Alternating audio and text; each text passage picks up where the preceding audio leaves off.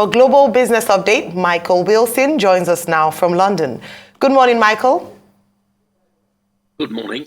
Asia Pacific slightly up this morning. South Korea left its benchmark interest rate at 3.5% as expected to do. I'm going to come on to Bitcoin slightly later on. It's breaching $30,000 right now. But how to say, slight bit of disappointment out of China. Its CPI at an 18-month low is expected to be 1%.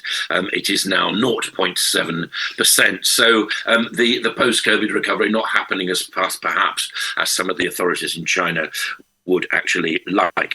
Warren Buffett hitting the headlines this morning. I know a lot of people sort of follow what he does. What he's doing is investing in Japanese trading houses. Mitsubishi is up 2.7%, Mitsui up 2.6%, and Itochu is up 2.3%.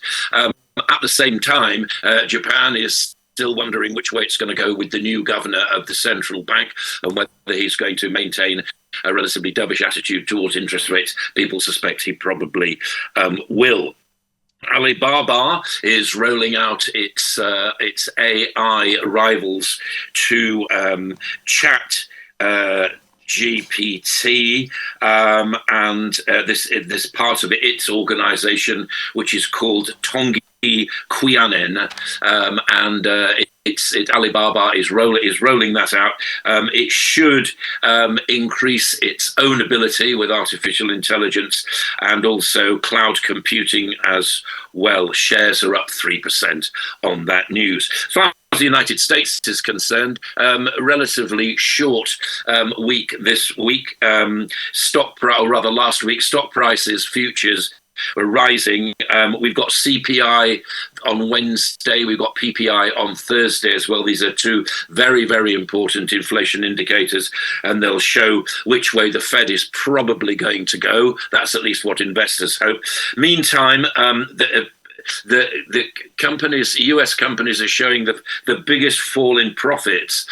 We're getting into the results season, 68% on average. We're going to find out what the banks are doing on Friday, first of all, the likes of Wells Fargo and so on, and has there been a deposit flight from those banks as a result of the worries about the regional banks. The President of the United States, Joe Biden, coming to Northern Ireland, flying today, gets there tonight, meeting with Prime Minister Rishi Sunak tomorrow. The DUP is being urged to get back to Stormont, which is their effectively Houses of Parliament, their government buildings, and start administration again, because whatever is decided, it can't work if power sharing cannot work, if one particular part of that power sharing is not working. But Biden will be asked very, very strongly to bring American investment into Northern Ireland and also into the Republic of Ireland. He's going to stay there slightly longer. He hails from Ireland originally and is never shy about thinking that he's part of the process as well. Macron, he's been talking to President Xi, as you know, in China.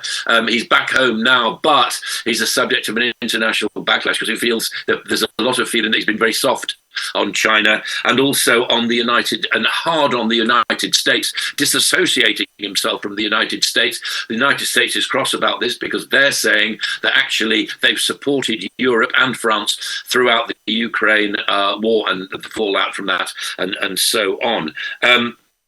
We're going to see low-income countries. Now, the IMF and the World Bank are actually meeting in Washington this week, and there's been I was talking with Reuters about it yesterday, a considerable push to try to get some kind of coordination between what the World Bank and the IMF is doing, and because they are major creditors of some of the developing countries in the world, some of these countries will have to devote, on an average, about 16%, 91 emerging and poor countries in the world, going to have to devote about 16% of their government revenues in 2023 this year towards servicing this debt. Some people are saying that the debt shouldn't exist in the first place. Other people bring up the moral hazard argument, which is to say, if you don't remind people of risk, they'll take the risk they've no responsibility for putting it right in the end. UK consumer spending is up. People were shopping over the Easter holidays. 4% increase on plastic, not just credit cards, but also direct debit as well. That's figures out from Barclays. But still, people are worried about the future, as you would expect. And India is being called upon to help the United Kingdom with its ambitions to be a tech hub, an international tech hub of the world. The area of Britain in between Oxford and Cambridge universities, there's a lowlands, fenlands there. They want that to be a region of technical excellence. A lot of those people will come from India, but we still have immigration rules as well, so that will have to be dealt with. Oil drift slightly lower as a result of worries about global growth. Gold too, not really getting much above the $2,000 level. And back to Bitcoin as well. Bitcoin breaching, we think, round about 30,000 ahead of the inflation data this week. It's felt that if the Fed is slightly falling behind in terms of its interest rate peak, then Bitcoin will benefit from that. That is the global view this morning. Well, thank you very much, Michael. Two things. I just want to ask from your point of view, what is Macron playing at with his stance and, or his advice to Europe in the US-China relations or lack of relations? In terms of what he said, is he trying to gain more popularity with his people or perhaps in Europe? And then I know that some US some US government officials have spoken in terms of their stance on this, but it will be interesting to find out what he's playing at. Is he trying to align with China, trying to get into the good books of China? And if that's the case, for what reason? The second aspect is yesterday, I couldn't ask you this, but today the UK braces up for what has been described as the most disruptive strike by junior doctors. A 4-day walkout asking for a 35% increase in pay. The government is saying that can't happen. They can't afford it. Are they going to come to the table because they're concerned about patient safety and, of course, the other costs of these strikes? And it's going to be very disruptive. What do you think? What do you make? Would Rishi Sunak come to the negotiation table? Are they going to agree on a percentage increase, or will they allow the strikes to just continue? Junior doctors want 35%, and there's no way they're going to get that. They're also, and normally what happens in negotiations is there is some sort of negotiation. There isn't at the moment. The leaders of the junior doctors are playing a political game as well. It's not just about the junior doctors, but it's about politics. And there's so far there is no common ground between the two sides whatsoever. And of course, it will be extremely disruptive. 350,000 appointments, as I think I'm right in saying, have been cancelled as a result of this, and it will be extremely disruptive. I mean, it may be that the two sides get together at some time in the future, but they are worlds apart right now. There is no way that anybody is going to get, in the public sector, is going to get a 35% increase. Your point about Macron, I don't know what he's playing at. All I do know is he's got enormous problems at home trying to push through, despite what Parliament said. Doesn't say about Parliament. Is invoking a clause in the Constitution, effectively in France, which says, I'll do what I like, and I am going to impose this one way or the other. I think what he's also doing, as far as France is concerned, is making it an independent nation, independent perhaps of the EU. Remember, it does have atomic weapons, and it does force frappe, as it's called, and it does have nuclear power as well. So it can do those kind of things. I think it's extremely short-sighted. And what on earth is he playing at, as you put it? I simply don't know. We can only observe it from the outside. It does seem rather odd to disassociate yourself from the United States when playing with China, because China is not interested in France. China is interested in the EU. Well, on a lighter note, all these tech giants are going in the direction of generative artificial intelligence. Alibaba is the latest one to join that race. I hope a day will not come when artificial intelligence will replace even talking heads and presenters on television. We'll just be in the age of robotics. But the question I really wanted to address is, well, one, Japan's Ueda, he assumed office yesterday, and he took over from from Kuroda, whose tenure has ended. And he's saying that he's going to adopt a flexible policy. What do you think that can possibly mean? Because when he appeared before the Japanese parliament, he said, well, he's going to stick to the target of 2% inflation rate and negative projections with regard to inflation. Are we likely to see any shift at all, particularly with regard to the yield bond policy, yield curve bond policy, which banks protest about as cutting into their margins? And then yesterday in China, 10 companies, that announced IPOs. They got triple-digit gains. The IPO, regime in China is probably the most productive in the world. But that triple-digit gain, is it sustainable, in your view? To answer your first question, no, of course it's not. No, it's not sustainable at all. And I don't think that IPAs are any indication of that whatsoever. And I don't think they look towards the future. I think it's entirely dependent upon a series of circumstances. And in this case, the answer is no, I don't think it does. As far as AI is concerned, I don't think it'll replace us on television. No, I don't think it will. Who wants to look at a robot when they've got you and me to look at, Doctor? That's what I think about that. What was your third question? No, about the new central bank chief in Japan. Oh yeah, that's right. No, I don't think he's going to do anything. I think that the markets rather want him to be dovish, and he will continue that. If there are any moves, they'll be really, really slow ones, because Japan works as its own kind of pace. I mean, I think far more interesting is the fact that Warren Buffett is investing in the trading houses, which are vital for the Japan economy, because they are the major importers of everything that the resource-hungry economy actually wants. So I think he'll remain relatively dovish, yes. Well, thank you very much, Michael. Now for business updates across the African continent, Rotus Odiri joins us. Good morning, Rotus. Good morning, Doctor. Good morning, Ayo. Good morning to all our viewers. Well, as you know, the World Bank, IMF spring meetings have kicked off, and a lot's being discussed: inflation, poverty reduction, climate change, debt. You have it. The chief economist has said, I think his name is Inet Gill, that the world economy is facing a possible lost decade, and you really have to sit down and take this into context. What does a lost decade mean? That means over a period of time, 10 years, you have regressed. You have not improved on anything.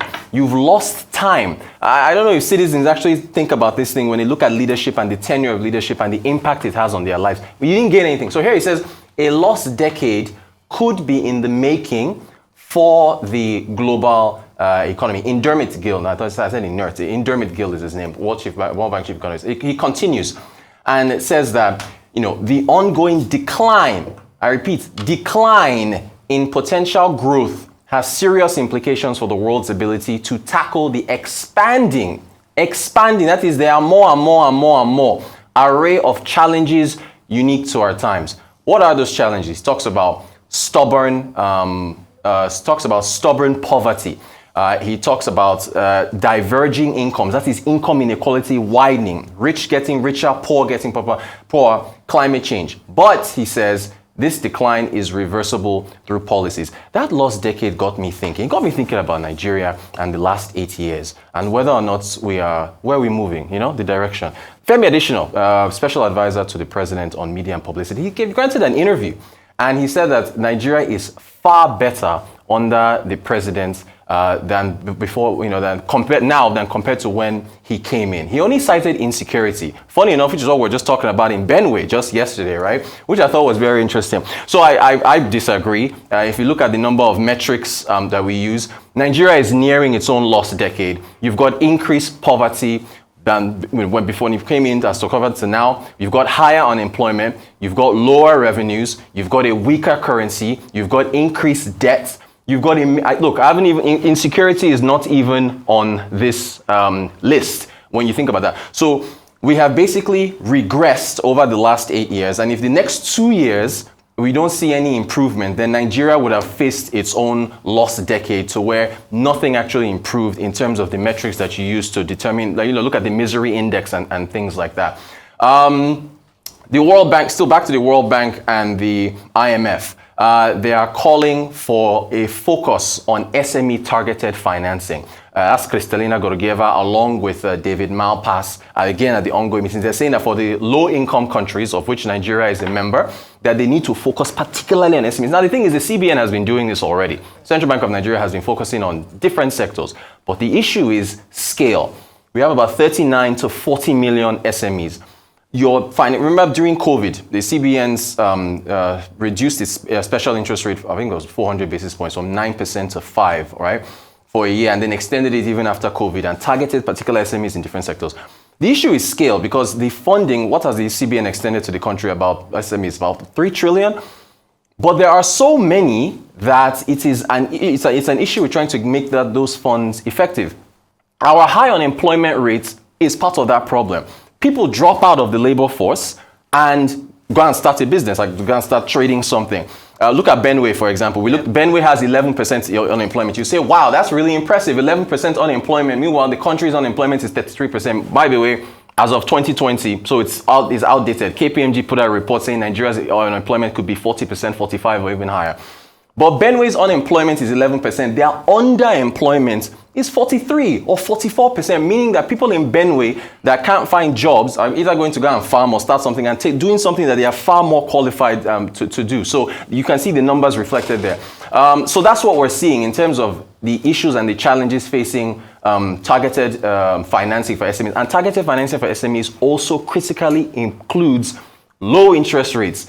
You will not get growth unless you can have low interest rates, affordable lending that SMEs can use to grow. And so, while that's targeted for them, what about the rest of us, other individuals and so on and so forth? So a lot there. And then how do you do this within the context of aftermath of COVID, war in Ukraine? Well, in fact, let's even look at Egypt's inflation numbers, since we're talking about war in Ukraine. Egypt is a net importer of wheat, right?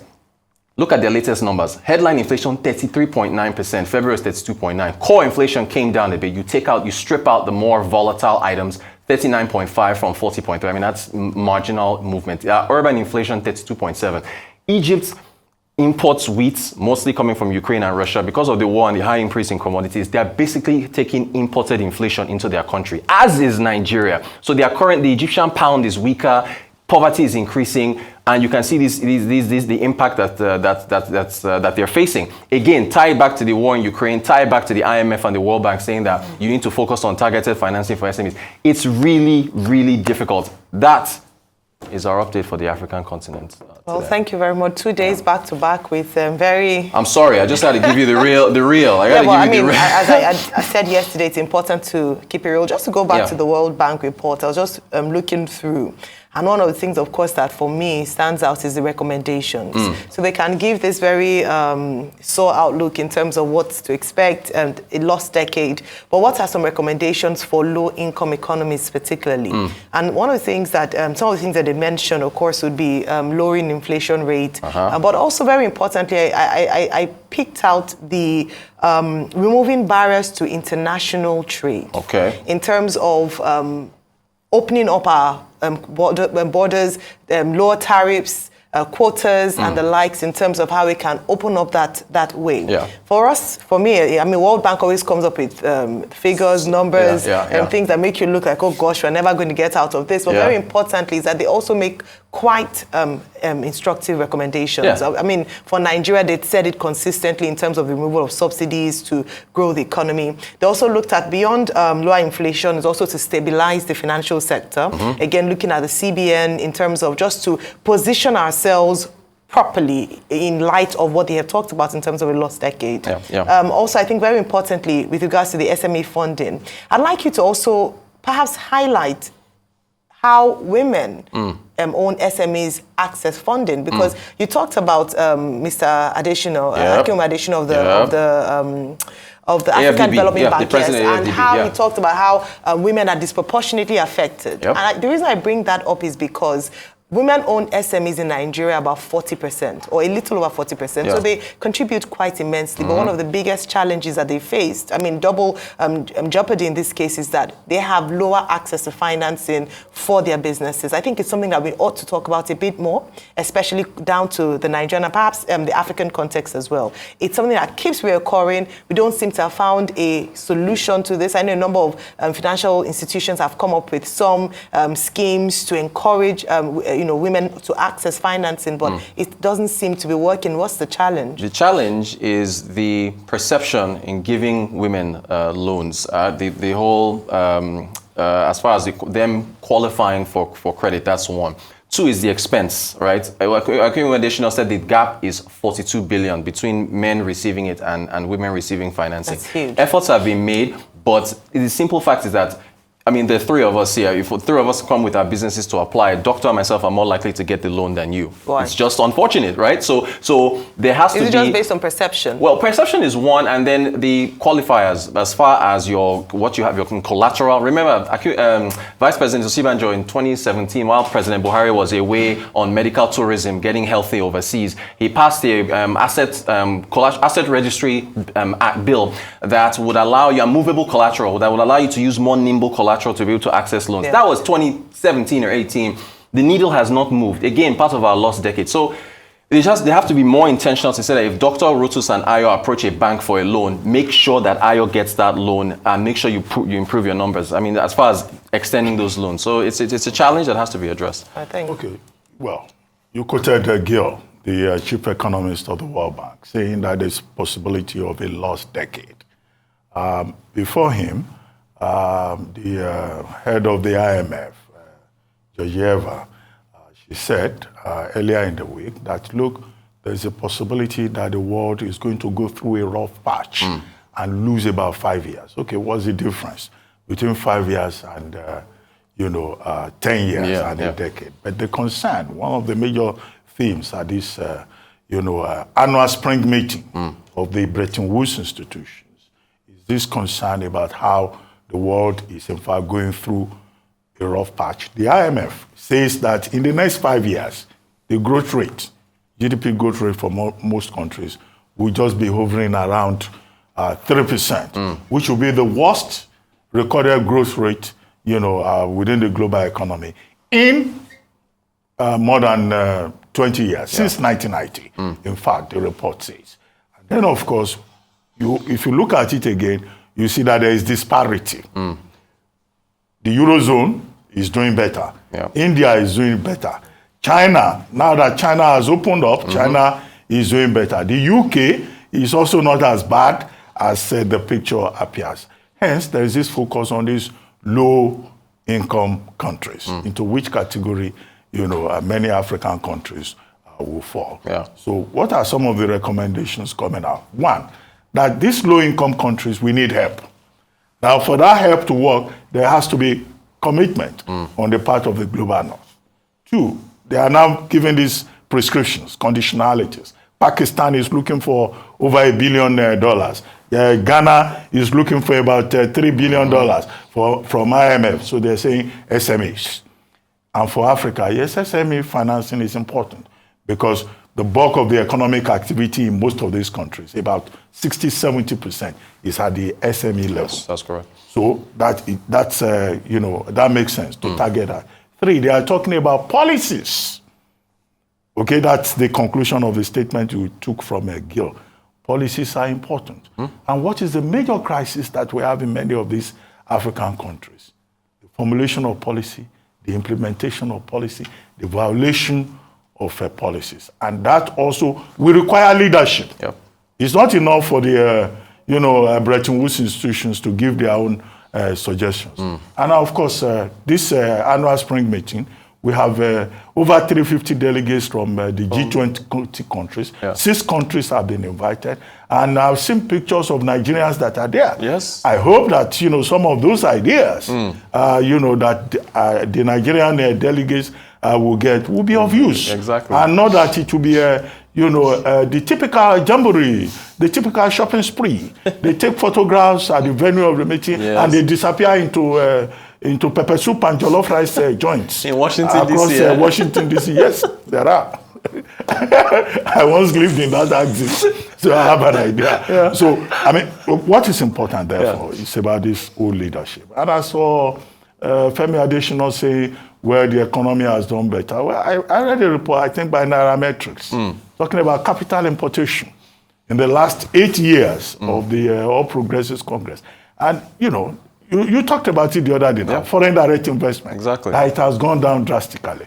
But of course, you know, you can always give excuses for anything. You can talk about COVID, you can talk about short-term foreign direct investment, you can talk about, you know, the Russian-Ukraine war, which is one of the excuses being given with regard to Egypt. Right. But the inflation there going up, you know, follows a certain trend. Yeah. Again, what is important is how do you manage this for the benefit of the people, Indeed. who are the basic residue of any of these policies. Well said, Doctor. Agreed. Thank you very much. Thank you.